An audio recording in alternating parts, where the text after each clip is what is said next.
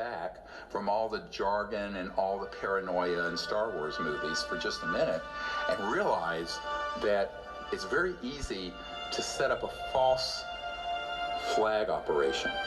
A false flag operation, also known as a false indication and warning, is a military tactic in which you create the illusion of a threat, often by attacking yourself and blaming the desired enemy. It's proven extremely effective at uniting the public around a perceived threat. And this is actually a well-known concept in military intelligence circles. We did it in the Gulf of Tonkin in Vietnam, where we exaggerated, if not completely staged, an attack on our naval vessels so we would stampede President Johnson and the Congress into vastly expanding the Vietnam conflict to benefit, guess who, the military-industrial complex and the war profiteers. U.S. military officials, for example, have planned through a project called Operation Northwoods back in 1962 to dress up Cuban refugees in Cuban military uniforms, have them attack Guantanamo Base and kill U.S. military personnel, sink U.S. military ships, and blow up shopping centers in Miami, targeting, killing refugees from Cuba to infuriate the American population so that they can invade and occupy Cuba. It's astonishing that anybody would dare to make a recommendation like that, but they did it. Then you can look at Iraq.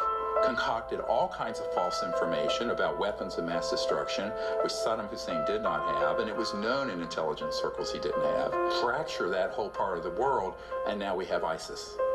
So we have to realize the machinations and manipulations that go on behind the scenes leave us very vulnerable. And the big one is this one, where they could say, oh yes, the UFOs are real, but guess what? They're a threat, and we need to unite the world, like Will Smith said in the original Independence Day. Something you want to add to this briefing, Captain Hiller? No, sir. Just a little anxious to get up there and whoop E.T.'s ass, that's all. Efforts on the part of a certain element within the kind of ruling structures of our planet to try to utilize the discovery of extraterrestrial intelligence as an ultimate threat, the ultimate other bad guys, to justify the national security state dream of locking down and putting under complete control of an authoritarian ruling class the control of the planet and the resources. The nations of the world will have to unite, for the next war will be an interplanetary war. The nations of the Earth must someday make a common front against attack by people from other planets. General Douglas MacArthur. Can you realize that you and I, that all of us, have actually begun the exploration of another world? We have taken the first historic step into our solar system. I am Wernher von Braun. Wernher von Braun was one of the top scientists brought to the U.S. from Germany after World War II as part of Operation Paperclip. He invented the V-2 rocket for Adolf Hitler and became the chief architect of the Saturn V rocket for NASA's Apollo moon missions. In his deathbed confession, von Braun warned of a plot to pull off the ultimate false flag, using back-engineered alien reproduction vehicles to stage an invasion from outer space. When von Braun was dying in front of me the very first day that I met him, he had tubes draining out of his side. And he was tapping on the desk telling me, you will come to Fairchild. I was a school teacher. You will come to Fairchild and you will be responsible for keeping weapons out of space. The strategy that Wernher von Braun taught me was that first the Russians were the enemy against whom we're going to build space-based weapons. Then terrorists would be identified. Then we were going to identify third world country crazies. The last card is the alien card, and all of it, he said, is a lie. A lie. Have you been exposed, or did you come across in your career and your network the false INW or the deceptive indication and warnings projects related to this? Yes.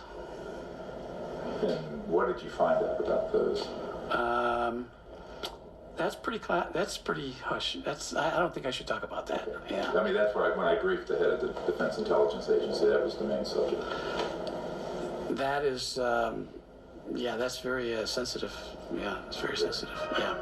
I occasionally think how quickly our differences worldwide would vanish if we were facing an alien threat from outside this world.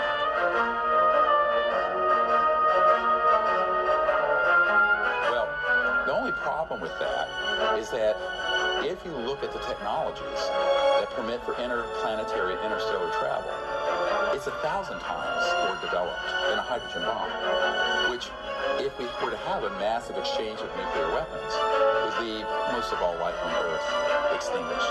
Therefore, how could we possibly have armed conflict with another planetary system for more than a nanosecond and survive it? They know that we couldn't. But it's a way of manipulating the public through demagoguery of fear, jingoism, false nationalism, and creating a boogeyman out in space.